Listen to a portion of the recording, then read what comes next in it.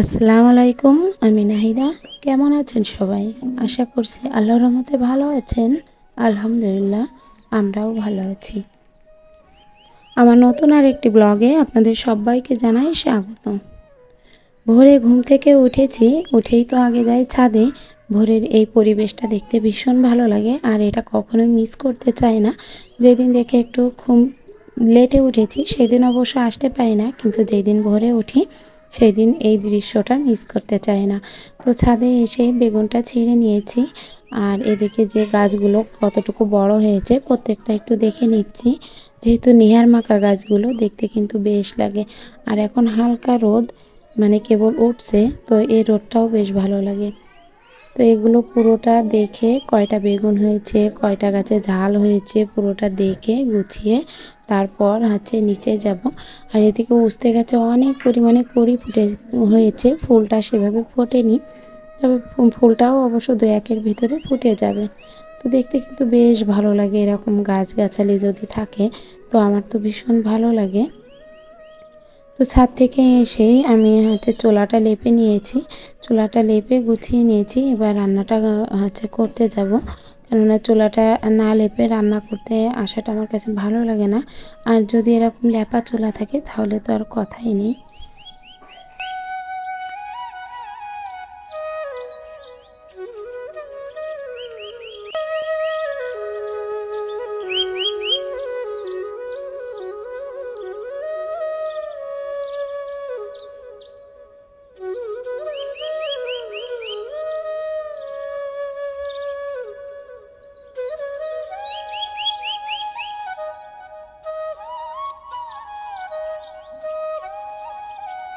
শীতের সকালে আরও যদি এই ল্যাপা চুলায় রান্না করতে আসতে হয় সাথে সাথে, তাহলে কিন্তু চুলা ধরাতে বেশ লেট হয়।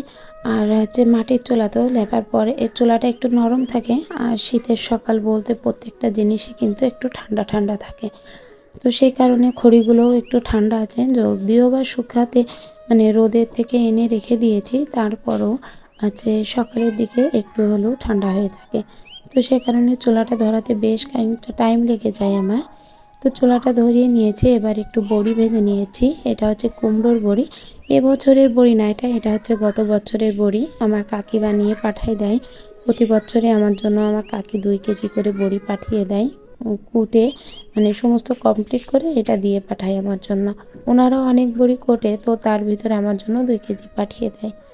তো সেই বড়িটা খুব যত্ন করে রেখেছি, একটা বছর খাওয়া হয়। আর এই বড়িটা আমি ছাড়া আর কেউ খায় না। তো এই যে এতগুলো বড়ি দেখছেন, যতগুলো দেখছেন, এগুলো সব বেশিরভাগই হয়তো আমি খাবো। আর যদি ওদের মনে ভালো লাগে তাহলে খাবে, আর যদি মনে ভালো না লাগে তাহলে কোনোটাই হাত দেবে না। তো আজকে রান্না করব বড়ি দিয়ে, তেলাপিয়া মাছ দিয়ে, আলু দিয়ে, আর বেগুন। যে গাছ থেকে যে বেগুন নিয়েছি সেটা, গাছ থেকে 3টা বেগুন উঠিয়ে তো ওই বেগুনগুলো আজকে রান্না করব।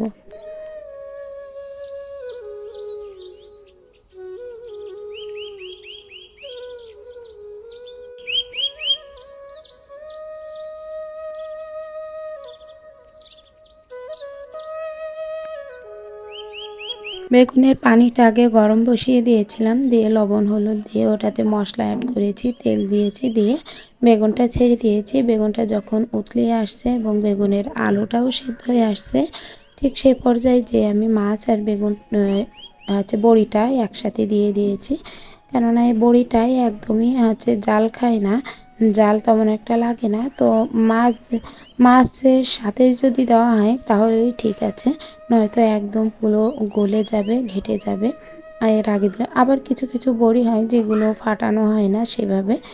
তো সেই ফাটানো না হওয়ার কারণে হয়তো যখন তরকারিটা দেওয়া হয় চুলায়, ঠিক সেই সময় বড়িটা দিয়ে দিতে হয়, নয়তো বড়িটা সিদ্ধ হতে চায় না। বেগুন তরকারির একটু ঝোল কমানোর জন্য চুলার পরে রেখে দিয়েছি। আর এবার থালা বাসনগুলো একটু ধুয়ে নিয়েছি। আর থালা বাসন ধুয়ে উপর দিয়ে দেওয়ার পর বাদবাকি তেমন কোনো কাজ থাকবে না। যে ছোলা সকালে আবার একটু ছোলা ভিজিয়েছিলাম, যে গতকাল রাত্রে ছোলা নিয়ে আসছিল, বলছিল এগুলো রাখো, কেননা বাসায় বেশ ভাজা পোড়া খাওয়া হয়, কিন্তু ওগুলো কিন্তু স্বাস্থ্যের পক্ষে একদমই ভালো নয়। তো সে কারণে এই ছোলাটা আবার কিনে নিয়ে আসলো। আর এই ছোলাটা ভিজিয়ে রেখেছি গতকাল রাত্রে, আর আজ সিদ্ধ করে একবারে ডিপে রেখে দেবো। তাতে করে যখন খেতে ইচ্ছা হবে তখনই বেরো করে রান্না করে খেতে পারবো। একটু ঠান্ডা লেগেছে, বেশ কয়েকদিন ধরে এই ঠান্ডার সমস্যাটা হচ্ছে, কিন্তু আজ দেখছি একদমই গলাটাও বসে গেছে, আর কথা তো সেভাবে বোঝা মনে হচ্ছে না যে আমি কথা বলছি। তো ভয়েসটা কিভাবে যাবে সেটাও বুঝতে পারছিলাম না। তো ভাবলাম যাই হোক না কেন, ভিডিওটা তো দিতেই হবে, যেমনই হোক যে অবস্থায় থাকি সেটাই শেয়ার করি। তো গতকাল ছোলার সাথে এই ডালগুলো নিয়ে আসছিল। তো এই ডালগুলো এখানে আছে 2 কেজি মুগ ডাল আর 2 কেজি বুটের ডাল। আর মুগ ডালটা আমরা তো মুসুরির ডাল খাই না, তো সেই কারণে মুগ ডালটা নিয়ে আসছি। অন্যবার প্যাকেট মুগ ডাল নিয়ে আসে, তবে এবার প্যাকেট মুগ ডাল ছিল না। তো সেক্ষেত্রে এই ডালগুলো নিয়ে আসছে। তা আমার কাছে বলছে এবার খেয়ে দেখো কেমন হয়, যদি খারাপ হয় তাহলে আর আনবো না। তো আমি রান্না করছি, বেশ ভালো লাগছে। একেবারে খারাপ যে লাগছে সেটা কিন্তু নয়, একই রকম টেস্ট। আর এই বুটের ডালগুলো নিয়ে আসছি, বাসায় ভীষণ পরিমাণে লুচির খাওয়ার কথা বলছিল সবাই, যে লুচি আর সেই সাথে ডাল। তো আমাদের বাসায় লুচি, ডাল, আর তারপরে আবার এমনি এই ঘন ডাল রান্না করা ডিম দিয়ে, এগুলো খুব পছন্দ করে সবাই। তো বলছি যে 1 মাসের বাজারের জন্য 2 কেজি মতো একবারে নিয়ে আসো, তাহলে বারবার যেতে হবে না। আর আমাদের এই বাজারের আমাদের বাসায় আর আশেপাশে যে দোকানগুলো আছে, সেই দোকানের ডালগুলো মোটেও সিদ্ধ হতে চায় না। তো সেক্ষেত্রে বাজার থেকে একবারে পুরোপুরি ডালটা নিয়ে আসার কথা বলে দিয়েছিলাম। তো ওগুলো পুড়ে এদিকে আসলাম ছাদে। ছাদে এসে রোদে থেকে এই জিরাগুলো তো গতকাল নেড়েছিলাম, আজও সকালে আবার একবার দিয়েছি রোদ্রে। এইগুলো এখন রোদের উপর থেকে উঠিয়ে নিচ্ছি, তাহলে এই জিরেগুলো খুব মচমচে থাকবে আর বাটতেও বেশ সুবিধা হবে। যখন মনে হবে যে না একটু গুঁড়ো করে নেব, তখন গুঁড়োও করা যেতে পারে। তো জিরাটা কৌটার মধ্যে ভরে নিলাম। আর কিছু আলো চাল ছিল ঘরে, যে আলো চালগুলা ভাবলাম যে একটু রোদি দিই। এর ভিতরে ছোট ছোট কালো এক ধরনের পোকা দেখছি, তো সে পোকাগুলোও রোদি দিলে বেরিয়ে যাবে। আর ওগুলা দিয়ে একটু পায়েস রান্না করে যদি খাওয়া হয়, সে কারণেই আগে রোদি দিয়ে নিলাম। রোদে দিলে বেশ ভালো থাকবে জিনিসটা। তো ওই দিক থেকে আসলাম, ছাদে থেকে এসে এদিকে আটার প্যাকেটটা একটু আটাগুলো ঢেলে নিচ্ছি, যে কৌটাগুলো খালি আছে সেগুলো আর কি ভরে নিচ্ছি। যেহেতু মাসের শুরু, তো মাসের শুরু যেহেতু প্রত্যেকটা কৌটা এভাবে করে কি আছে কি না আছে প্রত্যেকটা জিনিস দেখে গুছিয়ে তারপরে একবারে ভরে রাখলে সারাটা মাস আর খোঁজাখুঁজি লাগবে না। যখন যেটা থাকবে না সেটা কিন্তু হাতের মাথায় পেয়ে যাব।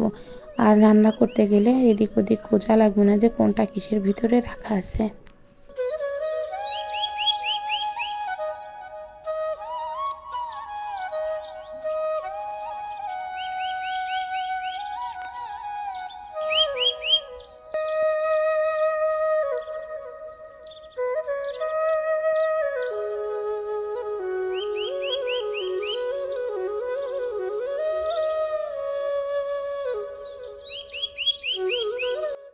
যে রেশনগুলো আনছিল সে রেশনগুলো সম্পূর্ণটা যেখানে যা রাখার রেখে দিয়েছি। চালের ব্যারেলে চাল রেখেছি, তেলগুলো গুছিয়েছি, আটা গুছিয়ে রেখেছি, ময়দা গুছিয়ে রেখেছি। এবার পুরো ঘরটা একটু গুছাতে চলে আসলাম, যে রান্নাঘরের কাজটা কমপ্লিট হয়ে গেছে।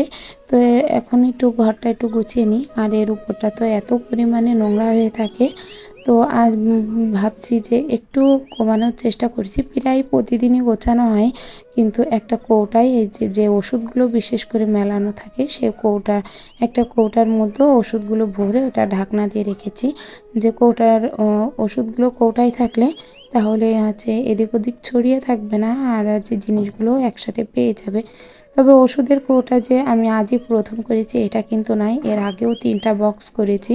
3টা বক্স ভর্তি ওষুধই রয়েছে, আবার এই নতুন করে আরেকটা বক্স করলাম। তো এটাও হয়তো ভর্তি থেকে যাবে, আবার নতুন করে আরেকটা করা লাগবে। কিন্তু ওষুধগুলো যে ফেলে দেব, ফেলে কিন্তু দিতে দেয় না। আর এগুলো যেহেতু হোমিওপ্যাথি ওষুধ, এগুলো কিন্তু ডেট এক্সপায়ার হয় না। এগুলো বেশ অনেক দিন, বছরকে বছর ভালো থাকে। আর এগুলো অনেক ধরনের প্রাথমিক চিকিৎসার জন্য বাসায় আমার হাজব্যান্ড কিনে এনে রাখে। যখন যার যেটা সমস্যা হয় তখন উনি ওইটা দিয়ে দেয়।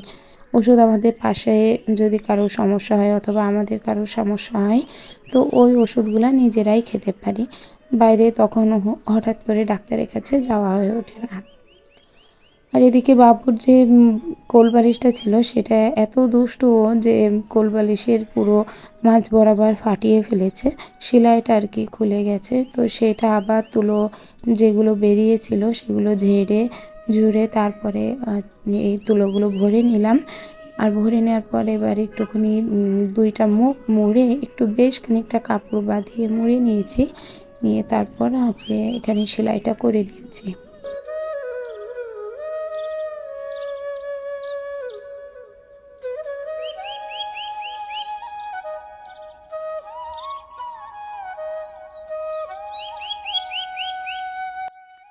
ঘরের কাজগুলো টুকিটাকি সবই কমপ্লিট হয়ে গেছে। বিছানার চাদর ঝাড়া, তারপরে ঘরের যত কাজকর্ম ছিল একবারে এক হাতে গুছিয়ে উঠিয়ে ফেলেছি। আর আমি সকাল থেকে একদম বসি না, একটানা কাজ করতে খুবই ভালোবাসি। আর সকালের খাবার খাওয়ার আগে বিশেষ করে পুরোটা কাজ আমার কমপ্লিট করা লাগবে। একদিক থেকে দেখা যায় কি, সকালে যদি ঘুম থেকে উঠি তো যেমনটা এনার্জি পাওয়া যায় সকাল 7টা থেকে হোক 6টা থেকে হোক বেলা 1টা পর্যন্ত যে পরিমাণে এনার্জি থাকে কাজ করার, কিন্তু 1টার পর থেকে দেখবেন এনার্জিটা কিন্তু এমনি থেকেই কমে আসে। তখন আর কোনো কিছু করতে ভালো লাগে না, শরীরটা ম্যাচ করে। তার মধ্যেও নিজেরও তেমন একটা ভালো লাগে না যে আমি রুমটা গোছাই কি বিছানাটা গোছাই। কিন্তু সকালের দিকে যদি ওঠা হয় তাহলে ফুল এনার্জি নিয়ে ঘরের সমস্ত কাজগুলো কমপ্লিট করা যায়। আর এর ভিতরে 1টার পর থেকে হয়তো নিজের জন্য একটু সময় করা যায়, বসে থাকা যায়, অথবা নিজের কোনো কাজ থাকলে সেই কাজগুলো করে নেওয়া যায়।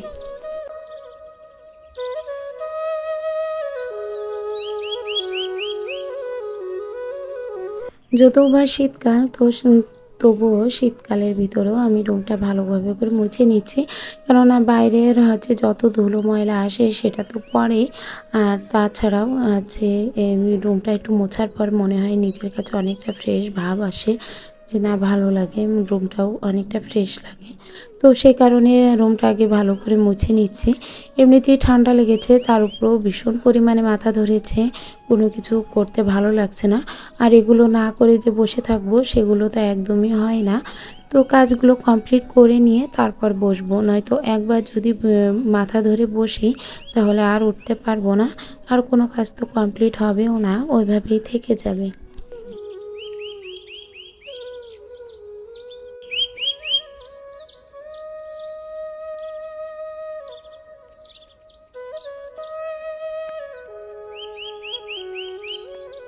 আমার আজকের ভিডিওটি যদি ভালো লেগে থাকে তাহলে প্লিজ একটা লাইক দিতে ভুলবেন না।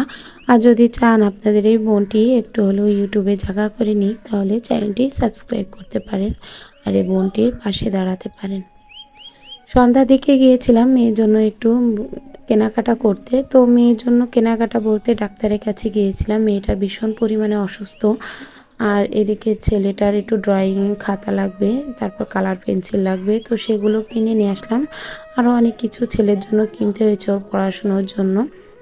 তো সেইগুলো কেনাকাটা করে তারপর সন্ধ্যার দিকে বাসায় আসছি মেয়েটাকে নিয়ে। মেয়েটা ভীষণ অসুস্থ, তবুও এগুলো নিয়ে একটু খেলছে, নাড়াচাড়া করছে, এটাই অনেক। তো আমার আজকের ভিডিওটা এখানেই শেষ করছি। দেখা হবে নতুন কোনো ভিডিওতে, ততদিন ভালো থাকবেন, সুস্থ থাকবেন। আল্লাহ হাফেজ।